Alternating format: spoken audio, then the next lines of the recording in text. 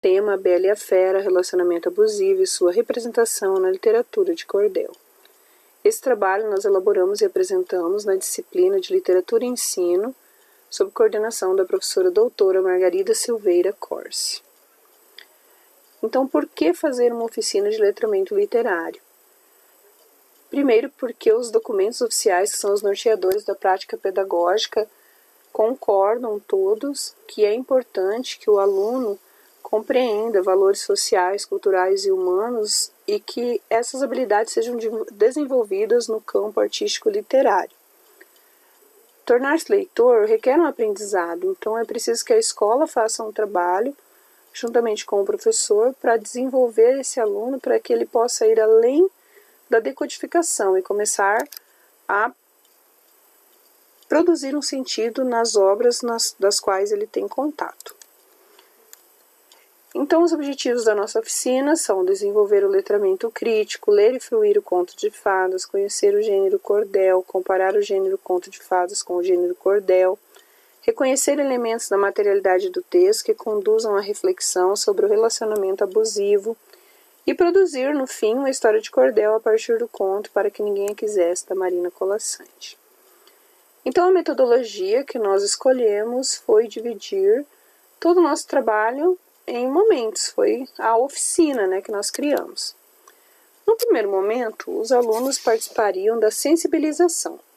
Essa sensibilização para a leitura do texto literário, ela não precisa necessariamente ser do mesmo gênero. No nosso caso, como nós vamos começar a trabalhar primeiro com um conto de fadas tradicional, nós optamos por fazer um joguinho que reavivasse a memória do nosso aluno dos conhecimentos que ele já tem a respeito desse gênero literário.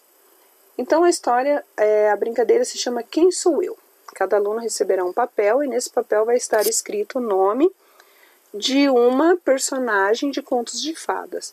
Através de perguntas cujas respostas sejam apenas sim ou não, o aluno tem que descobrir qual personagem de contos de fada ele é.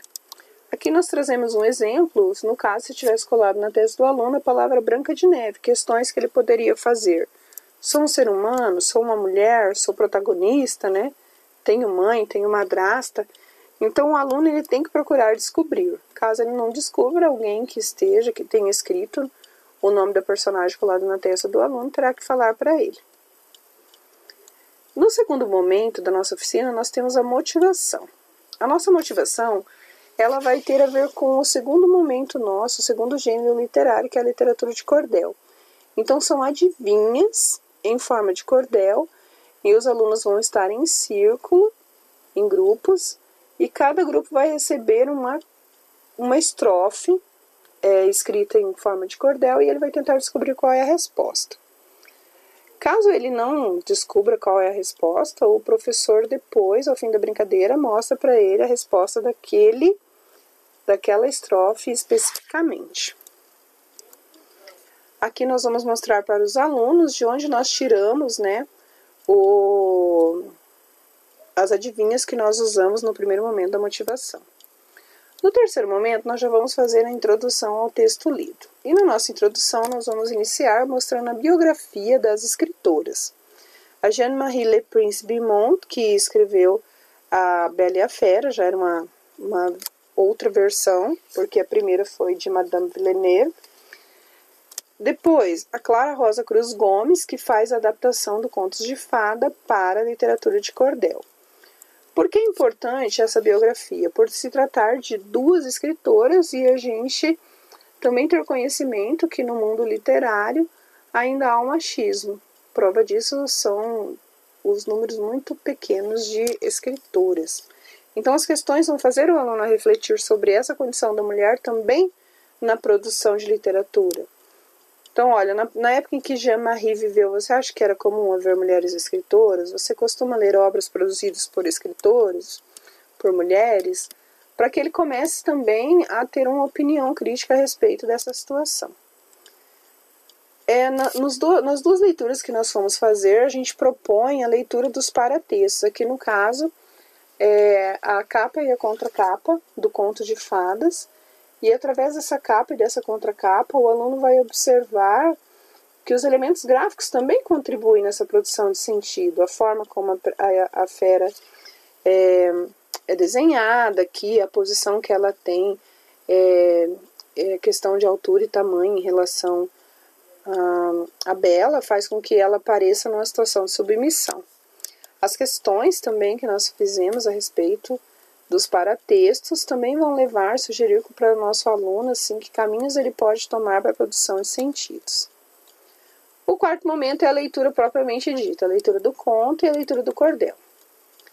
A leitura do conto, primeiro os alunos podem fazer a leitura silenciosa, depois a professora pode propor a leitura compartilhada, ou ela mesma realizar a leitura. As questões que nós vamos fazer, primeiro a gente vai para as questões básicas do Bakhtin a respeito de contexto de produção, conteúdo temático, estilo, para a gente explorar e ele também começar a traçar um paralelo com a outra literatura que ele vai ter acesso, que embora não seja canônica, é muito rica em sentido. Então, no estilo, a gente vai trabalhar algumas questões de interpretação a respeito da sororidade, já que nessa versão do conto, a Bela tem mais de uma irmã e essas irmãs são extremamente ciumentas dela e fazem de tudo para, de alguma maneira, prejudicá-la. Então, em seguida, nós vamos apresentar a capa e a contracapa do cordel e também será trabalhado a presença dos elementos que são básicos da nossa cultura, como o jeito que a fera foi retratada aqui, parecendo mais um lobisomem, o uso de elementos da cultura brasileira, como o chapeuzinho de cangaceiro no relógio, né? E daí nós vamos para a leitura do cordel propriamente dito. A leitura do cordel propriamente dito, nós sugerimos que primeiro seja feita uma leitura silenciosa pelos alunos, e em seguida a professora faça a leitura ou solicite aos alunos que façam a leitura em voz alta, porque esse gênero textual, ele exige assim ser oralizado, né? Depois nós vamos novamente para as questões que observam a estrutura composicional, no caso aqui do cordel, a gente vai trabalhar a expansão dos versos, a presença de rimas com o aluno, como que são feitas essas rimas. Depois nós vamos ver a organização do cordel, como se dá, a parte de conteúdo temático, qual é o tema predominante da história. E depois nós vamos para as questões que nos interessam mais, que são as questões que vão levar o nosso aluno a refletir e observar as características de um relacionamento abusivo dentro da história da Bela e a Fera. Então, a primeira estrofe que a gente vai pegar é a número 8, e ela fala assim: eu me desatino, calem-se todos vocês, é o que eu lhes determino, quem vai agora me amar, qual será o meu destino? Então, essa primeira estrofe, o príncipe havia acabado de ter se transformado em fera. Então, a gente quer que o aluno observe aqui que o uso do imperativo, calem-se, a palavra determinar, mostra que a fera, na verdade, ela, embora já tivesse sido amaldiçoada, ela ainda continuava com a mesma arrogância. Nas estrofes 37 e 38, a gente espera abordar bastante o relacionamento abusivo. Então elas dizem o seguinte: disse Bela aos presentes, estou muito assustada, eu não serei prisioneira, viverei galanteada. Isso pode ser alegre, só estou impressionada. Tudo fora arranjado e o tempo foi passando. Com saudades do seu pai, Bela ia se lamentando, mas os dias eram felizes, estava se acostumando. Então Bela diz que não será prisioneira. Por que você acha que Bela tinha esse tipo de sensação? Então nós esperamos que o aluno ele volte lá na estrofe e dentro da materialidade do texto ele observe a palavra galanteada, né? Ela vivia galanteada e talvez por isso ela não achasse que estivesse presa. Qual verso na estrofe 38 contradiz a afirmação da estrofe 37? Isso pode ser alegre. Então aqui a gente vê que na estrofe 38 ela diz que ela, com saudade do pai, ela vivia se lamentando. Então nós esperamos que essa atividade faça o nosso aluno refletir em quantas mulheres vivem ainda na nossa realidade a mesma situação que é Bela. A questão que vai abordar a respeito do cárcere privado, nós achamos interessante colocar uma parte da lei para que ele possa entender, para depois responder. Então, essa jovem no castelo não ficava na prisão, podia ficar nos quartos, lia livros de montão. Fera se mortificava, suavizava o coração. Depois a gente vai ainda na materialidade do texto observar as questões que mostram um relacionamento abusivo. Belo sentia saudades, como o pai se preocupava, conseguiu a permissão. Então a questão ela vai ser: o que você pensa sobre pedir permissão para sair? O que essa atitude revela sobre a relação que havia entre Bela e a fera? Então a questão de proibir o parceiro de fazer determinadas coisas é uma característica muito forte do relacionamento abusivo e nós queremos que o nosso aluno perceba isso na estrofe. Num quarto momento, essa atividade ela vai ser metalinguística, porque nós vamos apresentar um cordel que ensina a produzir um cordel. Por que é importante que nesse momento o aluno tenha contato com o gênero?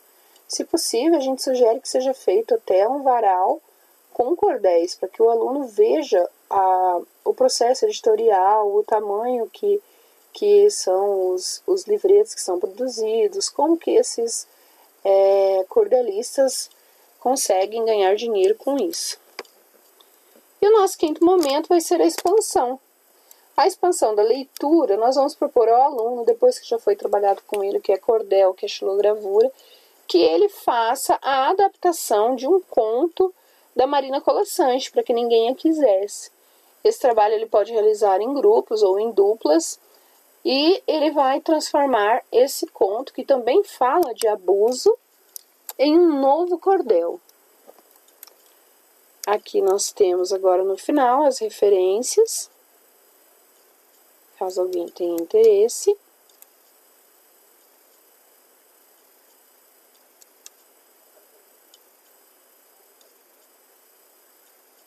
E agora, a gente só tem a agradecer a vocês. Obrigada.